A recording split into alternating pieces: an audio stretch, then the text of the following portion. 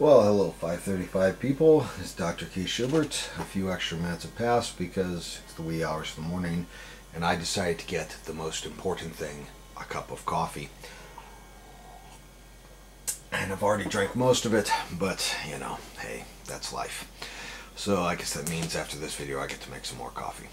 Okay, so let's get down to what we want to talk on here. We're trying to ultimately, we've done a series of videos. First we did orthogonality, now projections, now we're moving on to householder. What do we really want this for? Well, we've been solving a series of problems. We've been trying to solve AX equals B. And we said, hey look, you know, for general A's, that's kind of hard to do, but we found a way that we could solve if we had an upper triangular matrix U times X.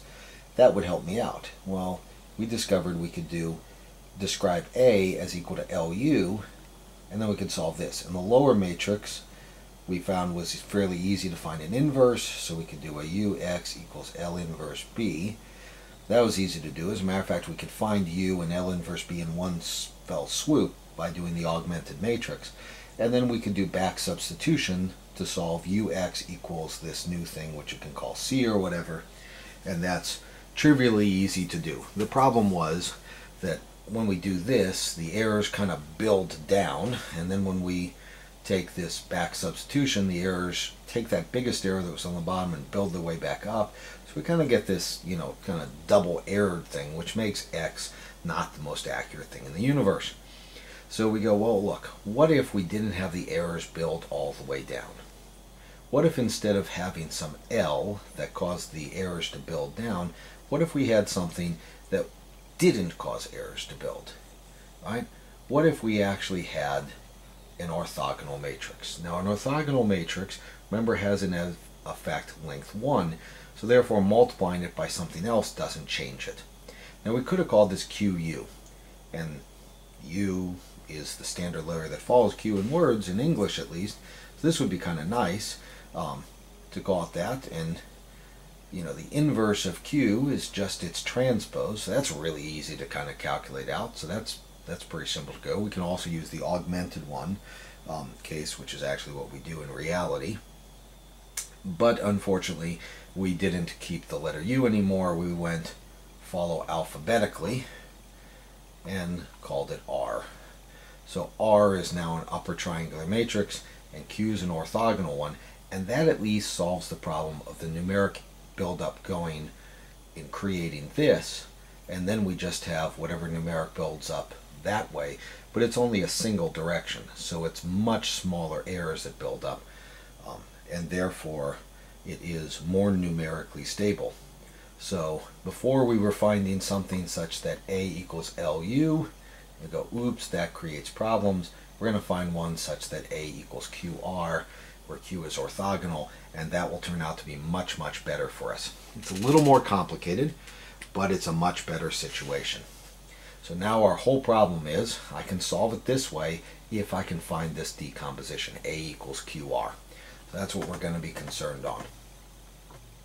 How to solve A equals QR. And remember, R is supposed to be such that it's upper triangular. Right? So R is equal to a bunch of stuff up here and zeros below. Now, I submit to you that it is sufficient to show how to zero all the things in the first column. And here's why we can do it. What if we take A, and by some orthogonality condition, right, some part of Q, we're able to end up with something that has a value up here and 0 below this, and then just a full-size matrix. I'll just call it A tilde. Alright, so I'm just able to zero out, you know, maybe I'll just call this alpha because it's a scalar, right? I'm able to zero out everything below the main diagonal by some orthogonal condition. I would then submit to you that all I have to do, right, so I have some alpha and I have some, you know, whatever, A tilde, and I have some capital A tilde here. I submit to you to finish out triangularizing this, I just apply this same technique to this little submatrix. Right? Which means I'll zero out the next group, leaving one element here, and I just keep doing it, and I'll eventually knock out everything below. So my general strategy here is going to show out how to handle the first column and then repeatedly keep doing a bunch of little sub-problems and zero everything else out. Now, this is a pretty standard computer science-y technique because all I have to do then is write a for loop and walk down the columns, and I can just zero them all out. So if I show you how to zero everything below the main diagonal element for the first column, you can just repeatedly do it and get rid of it. So that's all we're going to concentrate on, is how to get that to work for the very first one. Okay? And that makes it simple and a little bit easier to draw a picture. And then we have an easy way of continuing the method. So that is our strategy as it goes on. Once we have a strategy, we just have to start implementing it. Now the question is, how do we solve this, right? It sounds beautiful. What we want to be able to find is, let's call the first column of A little a.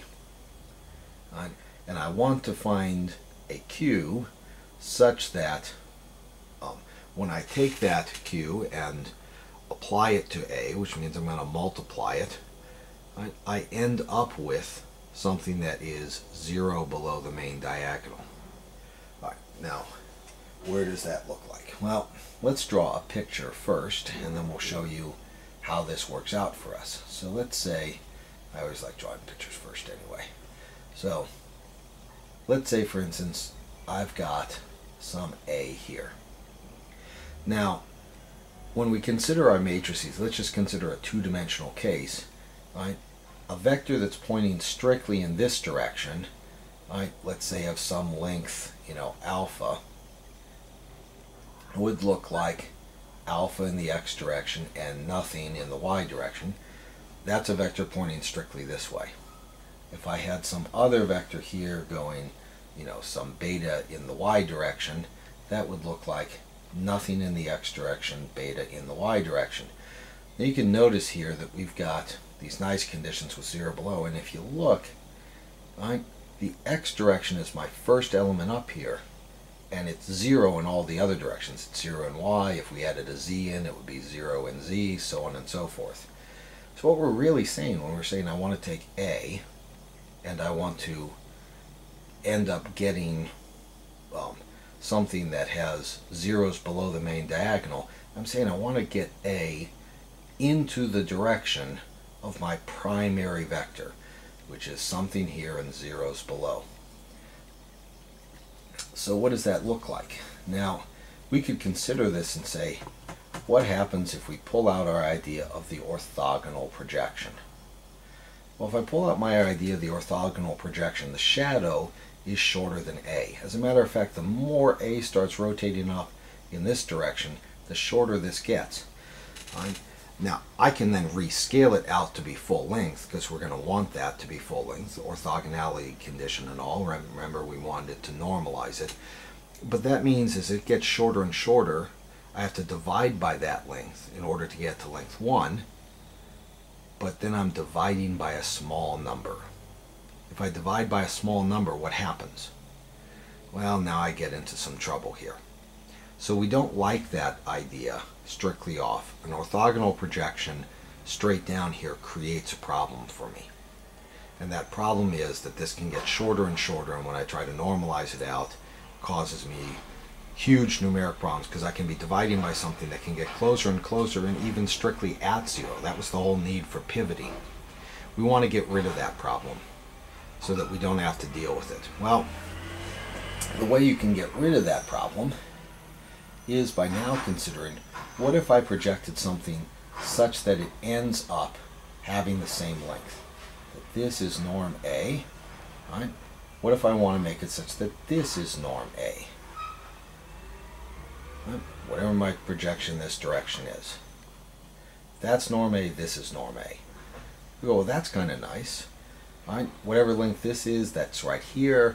Now, as long as that vector is decent size, this is decent size. So I haven't caused any problems in scaling from whatever I was given in the first place. Therefore, I've had no net effect, and that's a good thing. Now, that means I in essence want to do this operation, taking my A, sticking it down here such that this length is the same. The question is, how do I solve it? This is a nice little isosceles triangle.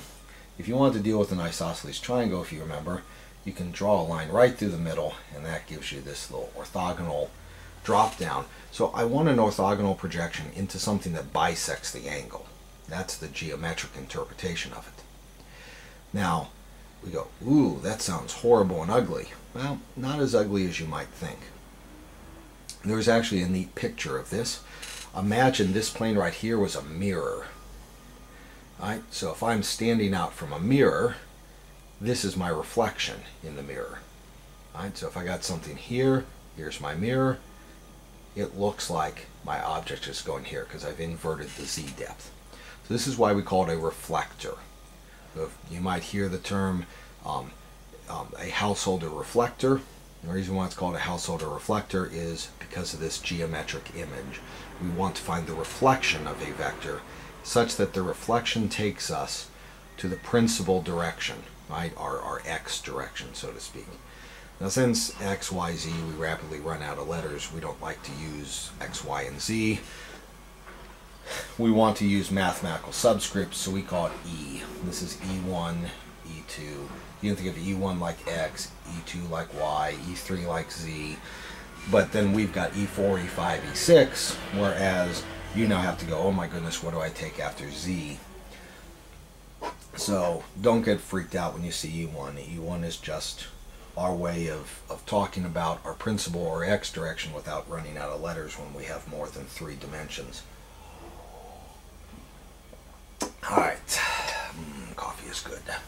Okay, so that's kind of the picture. I've now messed up my graph enough that I would like to get back to our area. So now how do we find these things? So, you know, I'm trying to deal with this whole lovely thing and find out, how do I find these projections? Now, this is a lovely orthogonal condition right here. So if this is my vector A, I've got something over here that I would like to project in. Let me just call this, we're actually going to deal with drawing our V here, and this will be that whole I minus the projection onto V, right? The space orthogonal to V. You might go, oh my gosh, why do I make that weird definition? Why not just make this V? Well, in one sense you could make that V. But the reason why we're not going to want to make that V is because it's actually how you define a line. And you might think, oh, this doesn't seem natural. Let me just show you a simple little side example of where you get this, and hopefully this will make more sense to you, and I'll tie it into physics with normals and stuff like that.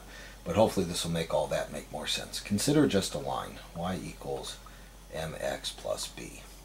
What that means is I've got a line that looks like this, and my slope m is telling me that you go over 1, you go up m. Okay? So this is our thing, and here is your b that's going in. Lovely. That's our great line. Well, let's rewrite this slightly. Right? If I take mx to the other side, I've got y minus mx equals b. And let's write this in vector notation. Right? Y and x are my variables, so I've got 1 minus m times yx. That has to equal b. So this is kind of in our matrix or vector notation. Now, that means this thing right here, 1 minus m, is kind of fundamental, right? Because this is yx, that's my plane. This is just telling me the intercept. So what is this 1 minus m thing?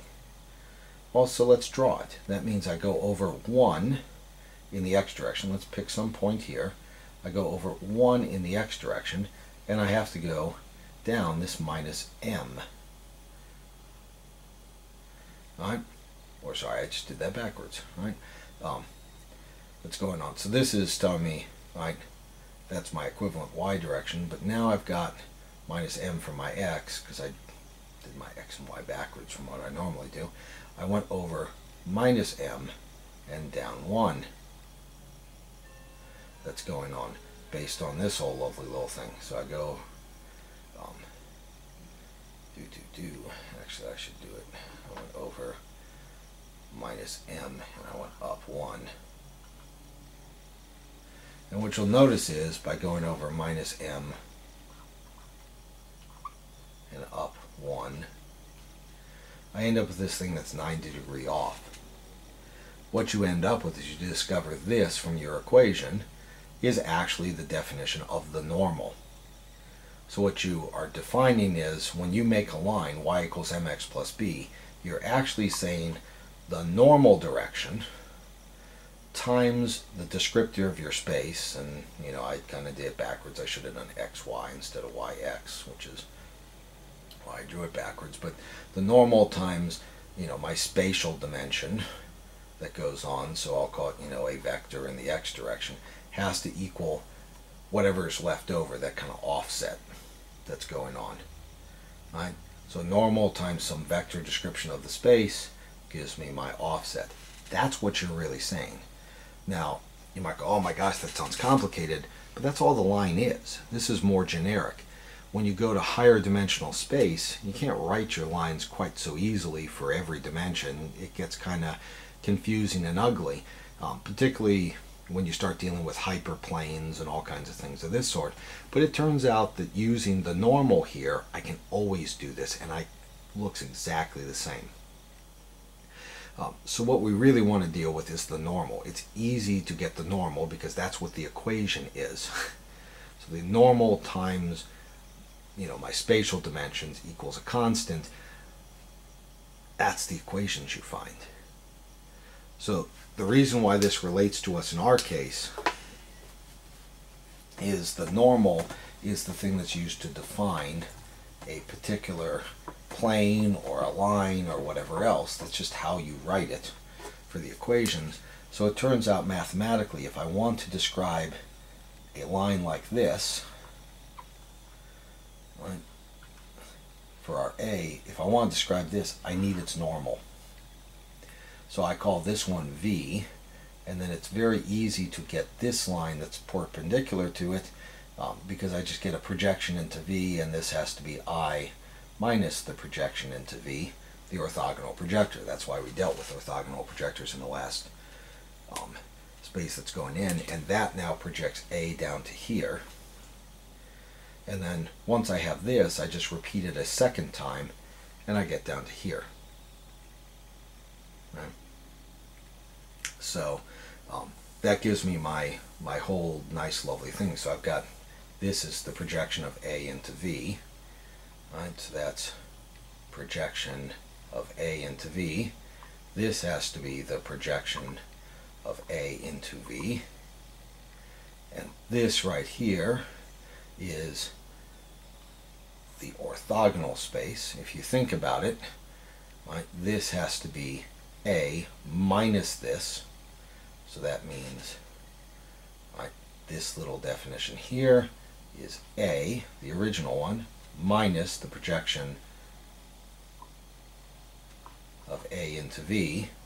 Pulling A out, distributive property, I get I times A minus PV of A. Pull A out, you get I minus PV times A. That's this. That kind of makes sense triangle-wise if you start realizing what's going on with the different elements, right? Where this right here is just talking of this segment. So therefore, to get all the way down to here, all I want to do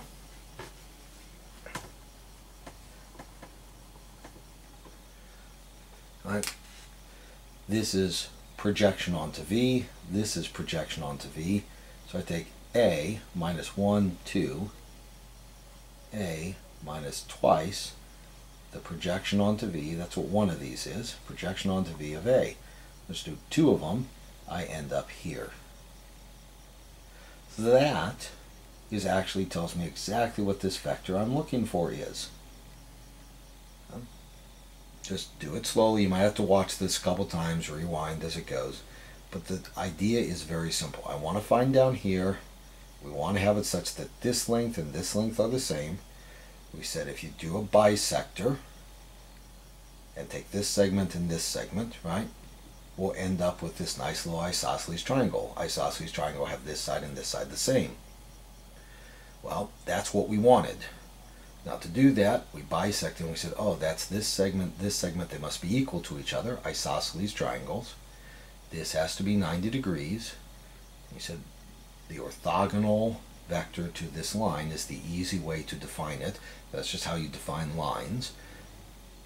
So we said if we found the projection of A into this, that gave us this length, subtract it once, twice, and you've got the answer. A minus twice this little projection thing. Well, that's the projection onto V, the orthogonal space. So this is just the definition of what it is. Now we can pull this A out mathematically. You can always put an I in front. That's like multiplying by 1. So if we pull the A out of this, we've got I minus 2PV times A. This right here has to be the thing that mathematically describes a reflection. So in particular, this is what we call a reflector. It takes a matrix about some mirror defined by its normal vector for that plane, right? Because a mirror is a plane. And this one describes mathematically how to get your reflection in a mirror. Now, I think that's actually kind of cool, right? I mean, it might sound complicated at first, but if you think about it, this is a simple mathematical description for any mirror that's out there. How do you get it? This becomes really important. Let's say you're doing, some game design or some graphic thing, and you want to have the effect. You have an object that's out there, and you want to know what its reflection in a mirror looks like. Well, here you go. Here's a matrix description of it. And interestingly enough, all of your graphic elements are described nicely by matrix transforms on that object. Well, now we have a way that you can have the object and we can make a second object and multiply it by this, and you get the reflection in a mirror, and that mirror could be facing any old stinking direction you would like it to go. So you've got a nice, quick, easy way of getting a reflection. There's a lot of cool math that's behind this that simplifies your life in calculating things. This same thing works out nicely for us in solving a whole bunch of problems. But there's a whole bunch of other areas. You could be, taking a look at, some type of say mathematical description of a bioinformatics problem, and we might want to deal with a reflection of some type of a molecule that's a protein chain that's been folded up. This gives you, right, the reflection of that fold that goes on. And sometimes the various folds have various important areas, and you will have, a primary fold and secondary ones and stuff of this sort. So, we've got ways of describing. Once I've got what a fold looks like, I can mirror it and find out, what the left versus right protein chains would look like, stuff of that sort. So there's a lot of implications of this where this gives us neat calculations, and it's a very compact form. I don't think prior to this most people would have thought that you could describe, with a few short symbols how a mirror reflection works, but indeed we can. So we look at this and we go, well, great. I've got something now that tells me how to get a reflector, and that reflector will take me down to the space where this is equal to my little transform thing for to get E. So I've got a quick way of doing it, provided you pick the right V. Right, so we have this important equation here, I minus 2 projection onto V, and we want this such that this gives me, when I multiply it by A, right, so this is my householder reflector, we usually just call it H. Right, we want this such that H times A gives me something that is in the direction of E1. Right? Remember, this is our whole deal. Right? We'll draw our little picture again. Right? We got our mirror plane, and we've got A as it goes down. So we wanted H such that H times A gives me this point right here, which was the same length as A, so this was norm A, so this must be norm A, and it's norm A in the E1 direction. So this has to be norm A in the E1 direction. So H times A gives me this, and that, what we get, has to be equal to norm A times E1. That was our original picture and goal. So this is the equation describing our goal. We found out that H has to look like this for some V. Now the question is, what does that V look like? Okay. Well, what we can do is solve for it. We want something that satisfies this. Oh, and we want I minus 2 PV, right? This times A has to equal to norm A E1. Alright, so now we need to find our V that will accomplish this goal. So let's take a look at how we can do this. Well, let's first consider a definition that we're going to make. Let's consider a particular vector. We're going to take our A that we would like here, and we're going to multiply through to distribute it. I get A minus 2 PV A has to equal to norm A E1. And I'm trying to find this PV, right? So what if I took this and I got a negative? I'm trying to find this PV. What if I took that to the other side, right, and took this one over here? I would end up with, so hopefully you have this kind of remembered because I need a little more space on my whiteboard here. If I took A minus that, that would have to be equal to 2 PV. I take this to the other side, 2 PV times A. Right? So I pick this one right here at the moment. Now, this, we say, okay, there's somehow that this little description gives me some idea of this PV that's going on. Well, let's actually just pick this one for a moment and consider that matrix and choose this to be some vector U. I want to say this kind of looks like an important vector to me. Let's pick U to be equal to A minus norm A E1. So this is kind of how I had to travel, right? So think about what this means. This is how I traveled on twice that projection of A into the V. So if you think about it, the projection of A into V, go back to my favorite picture here. Right, here's my mirror plane, here's my A, right, such that those are equal. Here's my V. What I've done, A minus this is this point to this point, so this has to be parallel to that. So that means this U that I have defined has to be parallel to the V that I want. U has to be parallel to V. Well, if they're parallel to each other, like I'm not worrying about the offsets or anything, that means that they have to be pointing in the same direction. So the only thing that really, varies in a vector space, which we're always looking at it centered on the origin, is that U and V have to just be equal to some scalar multiple of each other. They only differ in the length. Right? So if I pick U to be equal to this, parallel to each other. That's just by definition, because this is that. So I just got twice the length of that. So how do I take care of this, right? This is parallel to it, and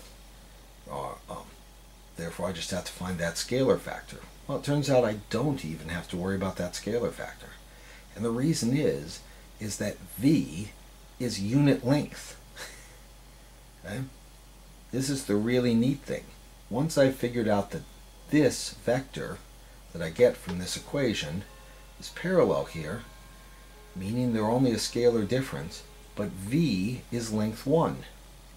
Well, that means if u is parallel and I divide by its length, I get a length 1 vector. All I have to do is make that definition of u equals this, realize that u is parallel to v, therefore v has to be whatever u is divided by the length of u. Normalize it. So my whole trick was find something in the direction that you want, normalize, and you're done. Now I've got v. But if you've got v, which I can get this way, and we already know that we've got the definition for h, which is I minus the projection onto v, twice the projection onto v, and we know that the projection onto v is just equal, now it's already unit length, so we can just write it this way, v transpose. I've now completely defined this thing, because you can use these here, starting from the particular column I want.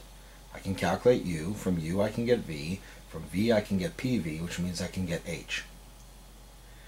And this h was such that h times your a gave you